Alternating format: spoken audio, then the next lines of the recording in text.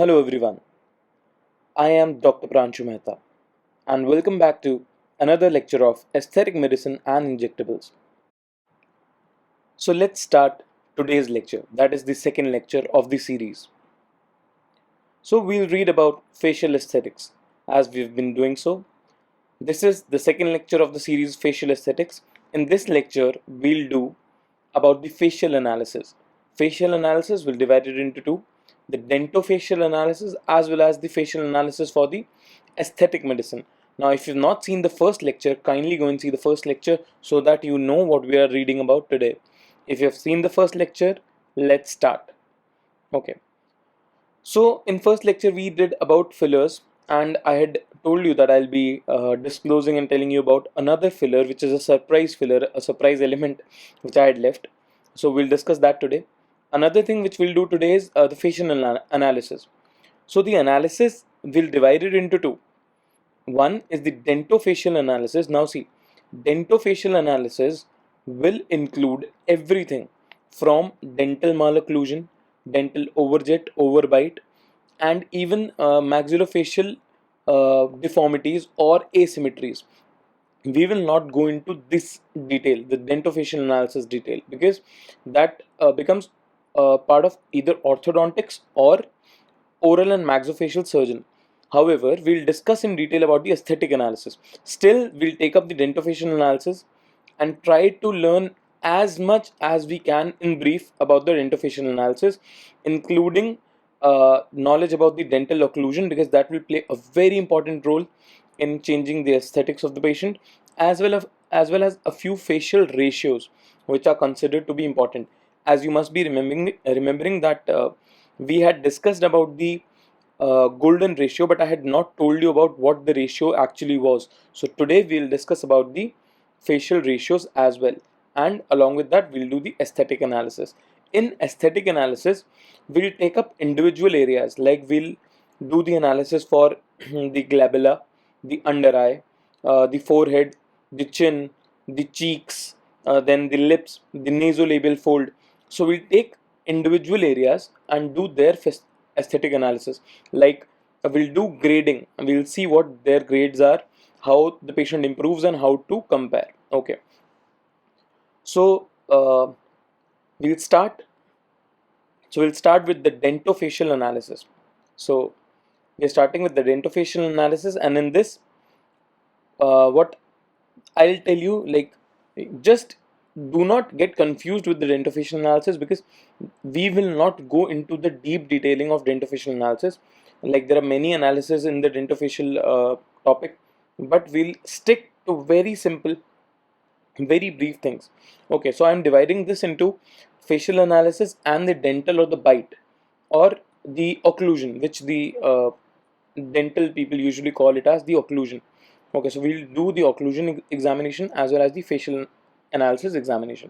Now you must be wondering why we are paying that much attention to the dental bite or the occlusion of the teeth. So I'll tell you that dental bite affects the uh, look or the outlook of the face. Like, it can change your soft tissue profile, and as very well described, it's written in our textbooks, the bite indicates a problem and the face indicates how to treat them. So see, if a person has a bite problem, you will understand, okay, there is a problem, but how to treat that bite, whether to bring the maxilla ahead or take it back or put it down or pull it up, that is determined or that is indicated by the face, so that you know what will uh, improve the facial soft tissue profile along with improving the bite. That is why it is important. So we'll start by examining the patient in the natural head position. So we'll put the patient in the natural head position. We'll examine the first tooth contact and we'll see the occlusion. Now, what is occlusion? What is malocclusion or occlusion or the ideal occlusion? We'll read about this. We'll just discuss this immediately after this slide. And the third thing, we'll see the position of the relaxed lips. So see, and now I'm focusing on this word, relaxed. We will not consider the lips when they are firmly opposed purposely by the person under the effect of muscles. We'll see it when they are relaxed. at their neutral relaxed lip position. Then we'll consider the facial profile based on the occlusion, as this occlusion will only define or determine our facial profile. Like, this occlusion will tell us whether our profile is okay or not. But before moving to the occlusion, okay, I'll talk about symmetry as well. So what is symmetry? Symmetry is decided from the midline. So we'll talk about facial symmetry. And what midline? See, soft tissue symmetry or soft tissue facial symmetry is something which you might be already knowing, but there's something called as the soft tissue to bone symmetry. How to check that? See, we'll ask the patient to open up the lips, the oral commissure. Then between the incisors, the midline of the incisors, like upper central and lower central, and the midline of the lips, you see, like from the philtrum, the midline, these two should coincide. These two lines should coincide. So in the first case we can see it's coinciding. In the second, I have made it like this: the upper two central incisors, their midline and the midline of the lip are not in the same plane. So this we have to check. Then we'll read about the occlusion or the malocclusion. There was a person called Angel. So Angel's classification is considered for malocclusion. He gave three classifications. So there are three classifications of malocclusion. Classification, it divides into three: class 1, class 2, and class 3. So I think everybody is familiar with the words lingual and buccal. Lingual is towards the uh, side where tongue is there, lingual side. Buccal facing towards the cheek, buccal mucosa or the cheek. Okay.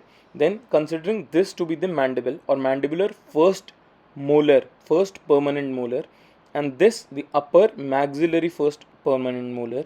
Now you see this cusp. This is called the mesiobuccal cusp, facing towards the cheek and mesial side. This tongue I am making so that you know that is lingual and this is buccal. On buccal side we have two cusps. The one behind is called the cusp or distobuccal, and the front one is called the mesiobuccal cusp.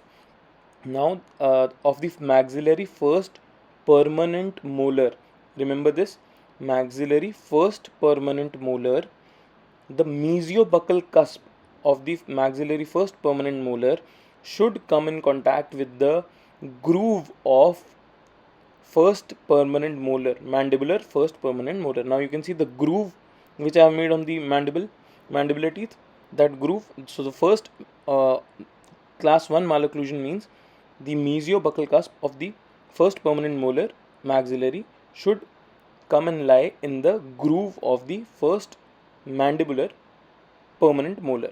Okay, so this is called as class 1 malocclusion. So we have to just check for the occlusion of first permanent molar on both the sides, right and left. Now, talking about the class 2 malocclusion, I am again making the mandibular first permanent molar. Now this should be clear by now. Now I am making the first permanent molar, which is maxillary, not mandibular, the upper one. Now in this, if you see, this is the groove, and the cusp, the mesiobuccal cusp of the maxillary molar has moved a bit ahead. So ideally it should have been here for class 1. Now it is little ahead, so we call it as, if the mesiobuccal cusp lies mesially or medially to the groove, it is called as class 2 malocclusion. Now coming to class 3 malocclusion, in class 2 it is lying mesial to the groove. In this it is lying distal to the groove. It is further distal to the groove. This is called as class 3 malocclusion. Now we know all the three malocclusions: class 1, class 2, and class 3. In this you can see from the groove it has gone distal or back, little bit back. Okay. Now class 1 malocclusion is considered to be the ideal malocclusion. Actually it's not malocclusion, it's occlusion only, but because it's the classification of malocclusion, we call it that way. So class 1 occlusion is considered to be the ideal occlusion, and this is what is kept as the ideal achievement. Even when an orthodontist treats a patient, this is the occlusion they want to achieve. Okay, so moving on, the golden number or the golden ratio, which I had discussed in the last class, but I had not told you what that actual ratio was. That ratio, that is 1.618. Now this ratio I have already discussed with you, that how it was derived and who gave it. Like the Egyptian kings used to use this number. Now how and where can it be used in facial aesthetics? Like what ratios are based on this number? So let's divide the face into three equal parts first. From this point, this is called the trichion. From this point, we'll draw a horizontal line. Then I'll draw another horizontal line passing through the glabella. Then I'm marking this as G. Then I'll pass another horizontal line from the base of the nose or nasal base, so I'll mark it as NB, and the fourth line passing through the chin or the mentum. Okay, so this now these four horizontal lines have divided the face or the facial profile into three parts, 1, 2, and 3. Now, if the value of one part is 2, the value of every part is 2, so all these three parts are equal in ratio. So this is one part. Beautiful faces are considered to be having equal ratios between these four horizontal lines. Second, we'll measure the overall length of the face. So I'm measuring this. Then we'll measure the horizontal width of the face. Now how to do that, and like I'll tell you. First line which I have drawn, that line you will consider as width. No, that will not consider. We'll consider this line as the width. Why? Because you are seeing the sides also the lateral side also. So when you press your hand on your temporal region, you'll understand that we are taking this distance. So that if the width of the face which we have considered is 1, the length of the face in relation to this should be 1.618. So basically it's the ratio between the height and the width of the face comes to be 1.618, and this is what is considered to be aesthetic or beautiful or attractive as per the ancient Egyptians, or you can say the Greek people as well. Now other than this, there are few other things also which fit to this golden ratio number. We'll do those measurements also here only. So first let me erase. Let's draw vertical lines now. We'll draw two pairs of vertical lines passing through the medial canthus, the ala. So these are the 2 points, medial canthus and the ala, the outer border of the ala. So I've drawn two parallel lines. This is one set. Other I'll draw from the when the person is looking at front, a line passing through the medial edge of cornea and going down, see, from the cornea medial edge to the oral commissure. So these 2 points, both sides I'll mark. Now the distance between the first set of parallel lines and the second set of parallel lines, the ratio between these two is also 1.618. So if the distance between the first two lines passing through the medial canthus and ala was 1, then the distance between the lines passing through the uh, cornea and the oral commissure should be 1.618. This ratio is again considered aesthetically better or attractive face. Now, I think this might have been a bit confusing, so we'll practice this on a simpler face and with very few lines. So here I have drawn the first line passing through the trichon, then glabella, then base of the nose or the nasal base, and then the chin, or you can say the mentum. Okay, I'll write it as chin. So these three ratios, like these three parts should be almost equal, 1, 1, 1. The distance between the trichon and the glabella, then the one between glabella and nasal base, and then nasal base to chin. Then we have taken the width, and now we'll take the height. Width we have taken, and now we are taking the height. So the ratio between the width and height, actually I'll write it like this: height and width should be 1.618. So if the height is 1.618, the width should be 1, and these are just arbitrary values. It's actually the ratio should come out to be 1.618, height by width. Now moving on, drawing the vertical lines, see, between the medial canthus to the ala, and from the medial rim of the cornea to the oral fissure, oral commissure, the edges. Now this ratio again, if the width of the nose is 1, the width between the parallel lines passing through the oral commissure and the cornea should be 1.618. This again shows that what an ideal face should have. So we have to remember that the distance between tracheon to a glabella, then glabella to the base of the nose, and then from base of the nose to the chin is equal. Then again, the height and width ratio 1.618. Again, the distance between the both ala as well as oral commissure, again 1.618. Okay, now I had missed one thing. I will do it here. The intercanthal distance and the distance between the like we're considering both intracanthal and intercanthal. Intracanthal from lateral canthus to medial canthus, and intercanthal from one side medial canthus to the other side medial canthus. All these distances also are similar, equal. Like their ratio is also 1:1:1. Then it is more aesthetically better. So we have seen it twice now. In the horizontal planes, it has to be x and x, and again here it has to be equal, intercanthal and intracanthal. Now one more thing. See, normally our lips in relaxing position, when we are not close them forcefully, there is some gap in between the lips, very minimal gap when they are relaxed, and some of incisors is seen. Like here you can see a very minimal gap. So what is the actual gap that should be there? Like, is it good or is it bad?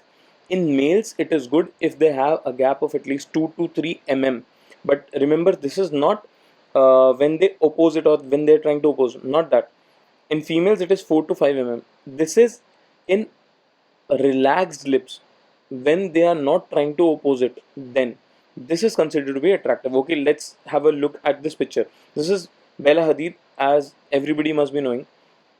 She is considered to be one of the most prettiest celebrity as per the ratios. Now let's try and find the ratios. So we are dividing her face by creating horizontal lines from tracheon, glabella, base of the nose, and chin. See, I've not drawn it using a scale, but still you can see they are somewhat proportional. They are all equal. Then we are drawing these two vertical lines passing through the medial canthus and the outer part of the ala, then passing through the medial edge of the cornea and the oral commissure. Now again, if you try to see, this ratio again is somewhere around 1 to 1.6. Like if you add the other two sides, it becomes more than 1.5. So I'm considering to be 1.6. Then the oral commissure, her incisors are seen approximately half a centimeter or 5 Again, this is what looks attractive in a female or a male face as per the mathematics. Now again, if you try to see the intercanthal and intracanthal distance, you see again it somewhat looks to be similar. Like, that is why mathematically and scientifically, as per the numbers, Bella Hadid is considered to be one of the most beautiful or attractive face as per numbers. Now, even if we look at the width and the length of her face, see, actual width we won't be able to calculate, so I'm trying to make equal size boxes. One horizontal I have made. Now we'll try to make the height. I've taken height from a bit less because she has put up a hairstyle with spikes, so we are not considering the hair. Okay, so let's make boxes and count. We'll just try to find out whether this is true in her case or not. So 1, 2, 3, 4, 5, 6, 7, 7.5 for her width. Now for the height, we have 1, 2, 3, 4, 5, 6, 7, 8, 9, 10, 11, 12. 12. Okay, so I'll consider this to be 12. So if we try to take a ratio of like 12 by 7.5, or I'm considering it to be 7 only, roughly. If it is 7.5, it will further decrease. So it comes somewhere around 1.7. So see, if I would have taken it as 7.5, it would have come to 1.6 something. So she is very close to being 1.618. That is why she is considered to be having one of the most aesthetic faces as per mathematics. So now moving forward to the other part of the facial analysis, which I had told you that we'll be discussing about the uh, proper aesthetics part. So we had divided the facial analysis into two: the aesthetics and the dentofacial. The dentofacial part we have sort of done in superficial manner. Now we'll go into the depth of aesthetics analysis. Now for aesthetics analysis, we'll talk about a scale, that is MERS scale. Now that MERS scale is very important for facial analysis, and this will do individually. So we'll take up MERS scale individually for different parts of the face. So different facial parts, like we'll divide the face into upper, middle and lower face. Then we'll do it in upper also, there'll be 4 5 things, in middle also there'll be 4 5 things, and then in lower also. So we are doing Merz scale, MERZ, Merz scale for facial analysis, that too for upper, middle and lower face. Okay, so as I've told you, this is the Merz scale, and this is very important. This is one of the uniform tools, sort of a standardized tool used not only in our country but everywhere in the world, in the US, in the Europe, in Asia, Australia, everywhere. Okay, so Merz scale divides into a few things, into five actually: upper face, the mid face, the lower face, neck, and hands. So Merz scale is there also for the hands. How and why and where, we'll discuss about that. So first of all, let's talk about the upper face. So talking about the upper face we can describe as per the facial aesthetics into 3 4 things, starting from the crow's feet. Now some of you might be aware about the crow's feet, some of you might not. Then the forehead lines, the eyebrow, then forehead lines, as I have already told you. Then along with this, the glabella or the glabellar lines. So let's talk about these individually, but I'll tell you one thing: like the glabellar lines, the forehead lines, even the crow's feet, we can divide them into again two things, that is static and dynamic. So crow's feet, we'll read how do they look statically, like when the person is not smiling or not angry or not showing any expression. And then dynamic. Now dynamic means the person is showing some facial expression. That expression could be anything. uh, like static is very simple, no expressions at all. Dynamic now varies for different things, like crow's feet appear when the person is laughing or smiling to the full, like the fullest. That is dynamic of the crow's feet. Whereas when the person is frowning or showing anger, that is dynamic for the forehead lines or glabella. And some people can consider it as when the person is trying to look up, that shows the forehead. So okay, let's start. So this is how crow's feet looks at rest. Now when I'm saying rest, it means strict rest. Means the person is not showing anything at all. This is the green one which I've drawn, that is where we have to look for the crow's feet. So in this, the patient is not showing any expression. We have taken a still picture. So we have divided into 0, no wrinkles, mild, then moderate, then severe, then very severe. So grading of Merz scale will be same everywhere: 0, 1, 2, 3, 4. Okay, so you have seen the pictures and you have seen the wrinkles. Now, let's see what happens when the person starts to smile or laugh. That is what I've told you is crow's feet dynamic. So we have seen that at rest there is 0, 1, 2, 3, 4 grading, from no wrinkles to mild, moderate, severe and very severe wrinkles. Now look at here, this nasolabial fold, you can see this. By looking at this nasolabial fold, you will understand that the person is smiling over here, whereas in the above picture the person is not smiling. Okay, so now see, we have 0, no wrinkles, mild wrinkles. Now the mild wrinkles here look similar to severe wrinkles of rest. So do not confuse between these two. Then like this is dynamic. So when you smile, the wrinkles increase over here. That is why it varies. So what looks like a moderate wrinkle in dynamic state when the person is laughing is similar to very severe wrinkle in static state. So do not confuse this static and dynamic, and don't forget to mention about this also. So documentation is very important. Suppose a patient comes to me with crow's feet wrinkles, I will take pictures of the patient. I will place the pictures for pre and post comparison. Plus I will mark in the picture that this is static picture and this is the Merz scale in static by comparing it to this graph. Then I'll write about the dynamic picture and again write the Merz scale in dynamic, that this is the pre picture, and I will save it. Now moving to glabella, these lines which you can see over here are called the glabellar lines. In these also again the same. we'll divide into rest and dynamic. So in rest, grade 0, no glabellar lines, very mild lines. Then you can see those two lines. Then moderate lines, severe glabellar lines, then very severe glabellar lines. Now we'll come to the dynamic part. Now when the person tries to show anger, or we'll ask the person to specifically frown so that we can see those lines. No glabellar lines. Then mild glabellar lines in dynamic looks similar to moderate. Moderate glabellar lines in dynamic looks similar to grade 3 severe glabellar lines of rest. Then we have severe and very severe. Again, what we'll do, I will document this with the picture of the patient. I'll take a photo, and for rest and dynamic, it's always better to take a video. Take a video in which you are asking the patient to do that expression. Ask them to rest their face, immediately do an expression. Rest their face, immediately do an expression. Okay, so moving to the next part. Till now we are doing the upper face. In upper face we have done glabella and forehead. Now we are seeing brow positioning. Okay, so let's see here. Brow positioning means the arching of the brow. Because the skin is tight, there is no laxity. The skin area below the brow is not showing folds. That is grade 0. When youthful, arched brow you can see. Whereas now we come to grade 1, where you will see mild arch of the eyebrow. Eyebrow arching is still there, but as compared to the first picture, it's slightly less. Then again, slight arch of the eyebrow, flat arch, then flat eyebrow with, you can see those skin folds beneath.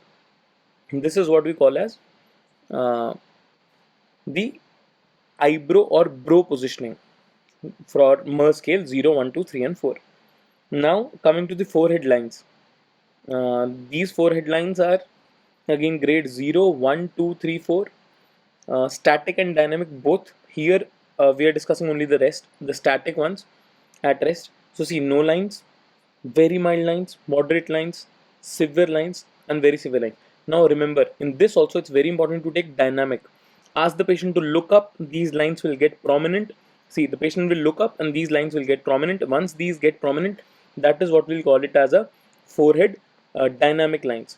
So again, what I'll do, I'll document this. I'll take a picture in both, in normal looking posture as well as asking the patient to look up, so that I can compare these pictures pre and post, and I can grade those pictures that previous to the treatment the grade was Merz 2, 3 or 4, and after the treatment is reduced from 4 to 3 or 3 to 2 or 3 to 1. So this was the upper face. Now moving to the mid face. So the mid face, again we can divide it into a few things. Starting from the infraorbital hollow. Actually, this is what you relate to the under eye or the dark eye or the dark circles. Then the cheek. Then cheek means cheek fullness actually, and that you can divide into upper cheek fullness and the lower cheek fullness. So both are considered separate. Upper is somewhere related to the malar region or malar prominence, and the lower is somewhere related to the fat pad, buccal fat pad, that is just adjacent to the nasolabial fold. Okay, but it is adjacent to the nasolabial fold, not the nasolabial fold. Nasolabial fold forms a separate part in the midface. So we have three parts: infraorbital hollow, the cheek fullness. In cheek fullness, we'll have upper cheek and lower cheek, and then the nasolabial folds. So we'll do this in the midface.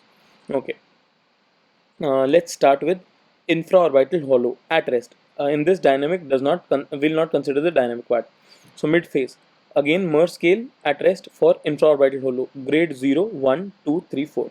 No hollowness, mild hollowness, moderate hollowness, severe hollowness, and then we have very severe hollowness. To everyone, I'll say, if you want, you can take screenshots of this so that when you need to compare any face, like if you want to assess a face on your own, you can assess it later. Still, I'll show you how to assess it when this video ends. Okay, coming to nasolabial folds. Now, nasolabial folds at rest and dynamic both are important, but we should never try to remove the dynamic ones because they show expressions, and they are like, if you remove the dynamic nasolabial folds, the person will become expressionless. So that is never to be done. Again, 0, 1, 2, 3, 4, no folds, mild folds, moderate, severe and very severe. You can see the nasolabial folds, but at rest, we are talking about the nasolabial folds at rest. Moving on to upper cheek fullness. Here you can see this part I'm referring to, the upper cheek. This part we consider it to be the malar region or the malar prominence. Again 0, 1, 2, 3, 4 grades. Upper cheek, uh, this there are three views: frontal view, side view, and this is upper view. Upper view is when you're standing behind the patient. Tilt the patient's head and try to look from there whether you can see a curvature over here, yeah, here, this curvature or not. This is very important. Now see, grade 1 I have told you, upper cheek, fuller upper cheek. Grade 2, uh, grade 1 is, so grade 0 is full upper cheek, grade 1 is mildly sunken but very mild, grade 2 is moderate, grade 3 is severely sunken, and grade 4 is very severely sunken upper cheek.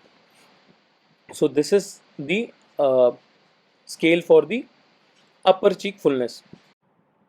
Now from upper cheek fullness we'll move to the lower cheek fullness. But do remember that in this, what we have done is we have taken three complete views: frontal, side, and upper. Okay, moving to the lower cheek fullness. Here we are talking about the buccal fat pad. You can see this area just adjacent to the nasolabial folds, not the nasolabial fold, adjacent to the nasolabial fold. Okay, here also we have taken three views: the frontal view, then the side view, then the upper, then okay, we'll again look for the curvature. This one, buccal fat pad, full lower cheek is 0, very mildly sunken lower cheek is 1, moderately sunken is 2, severely sunken 3, and very severely sunken is 4.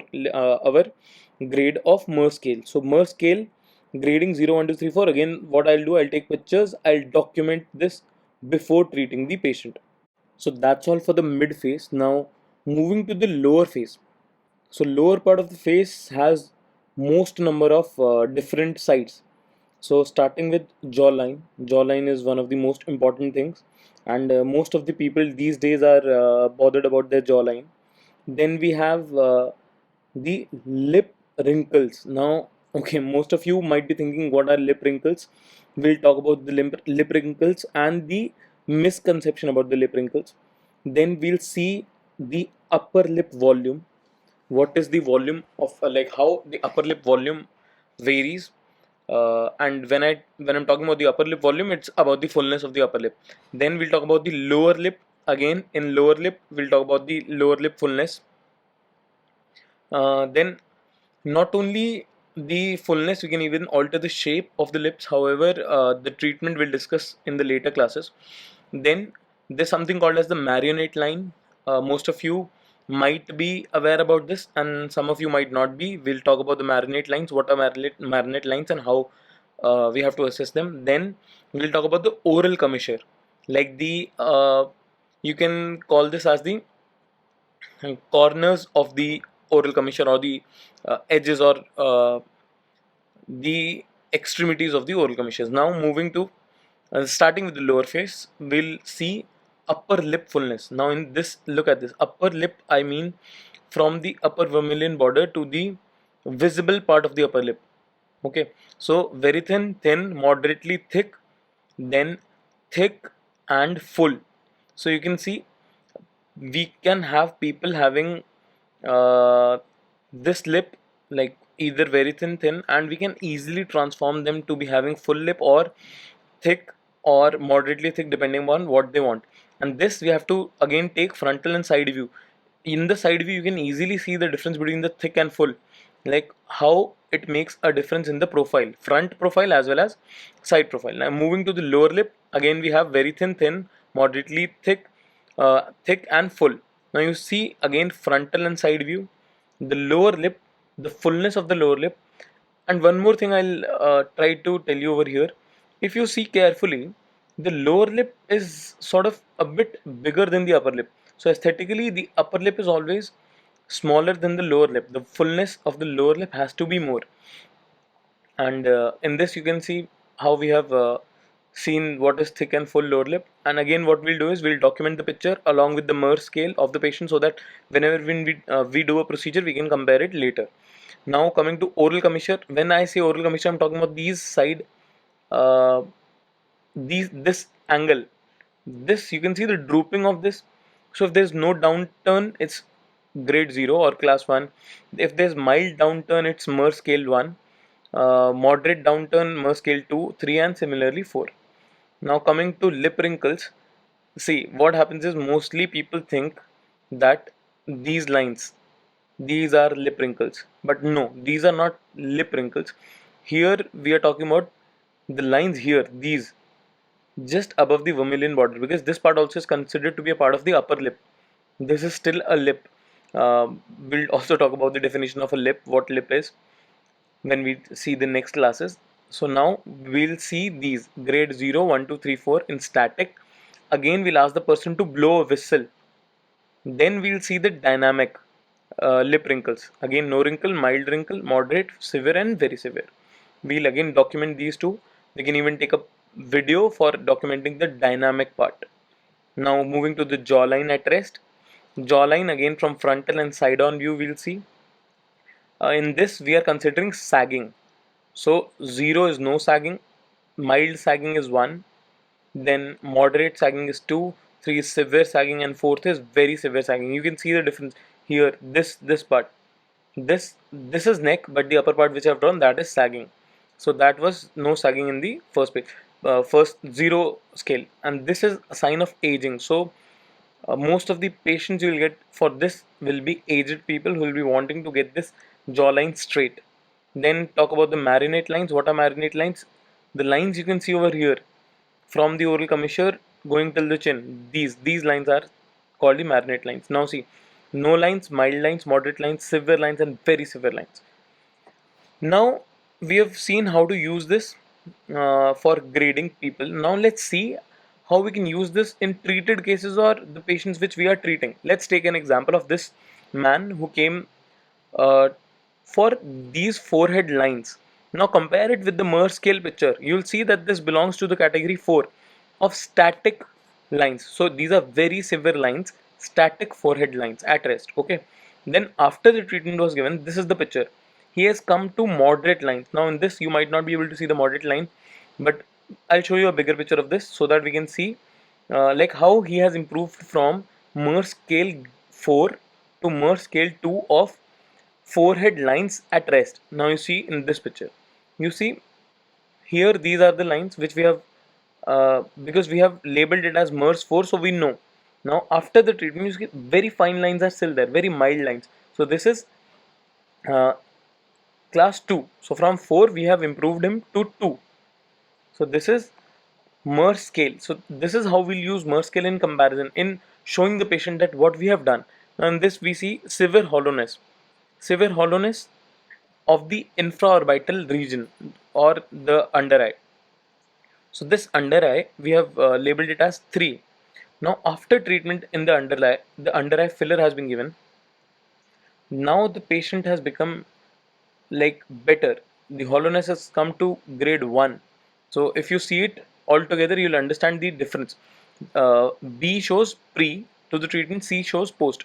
In the pre you can see the severe hollowness. The upper picture is the actual picture, middle picture is the one which we have used, like the MERS which he classified and like sort of gave his classification, that as a reference which we have used. So pre and post, see from MERS 3 to MERS 1. So this is like how and what importance pictures and MERS classification or MERS scale holds in facial aesthetics. So you can show it to the patient, pre and post differences. Now in this is a marinate line. You can see the marinate line. Now you guess the grade about this, and then you see here no marinate line at all. And not only the marinate line, if you see the oral commissure also has improved 1 grade.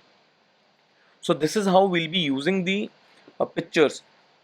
Okay, let's discuss this case. This is something very subtle, and this will tell you, like, this will help you learn a very good top lesson also about facial aesthetics. In this, the patient already has thick lips. So from front and side view we have seen. Now from thick to full, she has only gone up by one single scale from scale 3 to 4. Now, by looking at these pictures, some of you might be thinking that there is very little change or no change. But if we see it here, you will understand. So see, in E, if you see the upper vermilion border and try to look at the upper vermilion border here after picture, yeah, you'll see it has enhanced and it has gotten a better shape. and the volume of the lower lip you see here, and the volume of the lower lip you see here. So it's a very subtle change, but something that has made her look better. And on this side profile also, we'll notice that the shape of the upper lip now looks better, and the fullness of the lower lip has been enhanced. Now from 3 it has been enhanced to 4. This is what is the beauty of facial aesthetics. It still looks natural. So instead of just transforming 1 to 5, if we just enhance it from 2 to 4 or 3 to 4, that is what keeps it natural and beautiful. So very important lesson of facial aesthetics is, do not overdo. Overcorrection is always bad, undercorrection is always good. So uh, how to write it all? Now once you are done with all the analysis of the face, write down the ratio of the patient's face, length and width. Write down the ratio of the ala, the lines between the ala and lines between the lips. Then the intra and intercanthal. Then do the MERS classification. For MERS classification, divide into upper face, mid face, and lower face. And then not only write it, but take pictures and mark pictures with the MERS classification, that what classification it belongs to. So once you have seen a patient and you've consulted the patient, take pictures, analyze the patient, do the ratios, make up a file. Then for the things like crow's feet, forehead lines, and even the glabella, make videos so that you can see the differences for dynamic and static things. And as you have already seen, I've told you upper face, mid face, and lower face we have to divide into further things, like upper face into crow's feet, forehead, glabella, mid face into nasolabial folds, cheek, upper cheek and lower cheek. Then the lower face we have divided into the jawline, the lips we have again divided into upper and lower. Even the wrinkles of the lips we have considered. So what I'm trying to say is, when a patient has come to you, you have seen the patient, you have taken pictures, you have to make up a file with the analysis of the patient. The analysis should include all this, the ratios of those three, then the MERS scale with pictures. And you have to document this, that we have documented the patient came, we have taken the pictures, so that once the treatment is done, you can show the pre and post pictures and analyze again, like how much improvement you've made, and like whether the patient has actually improved or not. So this is the procedure which we will be doing. We'll document, we'll take pictures, we'll analyze the face, we'll use the values of MERS scale, then we'll tell to the patient, like we'll guide the patient, like what all improvements can be done. Then we'll decide what our treatment plan is. Because see, a patient, I'll tell you a very simple story, you'll understand. What happens is, suppose a patient comes to me. Now that patient wants that my cheeks are sort of dull, or I want bigger cheeks, like my cheeks are sunken. And I see the patient and I feel that the cheeks are sufficient, but other parts need enhancement, and if I enhance the other parts, the ratios will become better and she'll look way attractive than what she's looking right now, sort of enhancing her beauty. So patient will feel that she needs to enhance her cheeks, she wants bigger cheeks.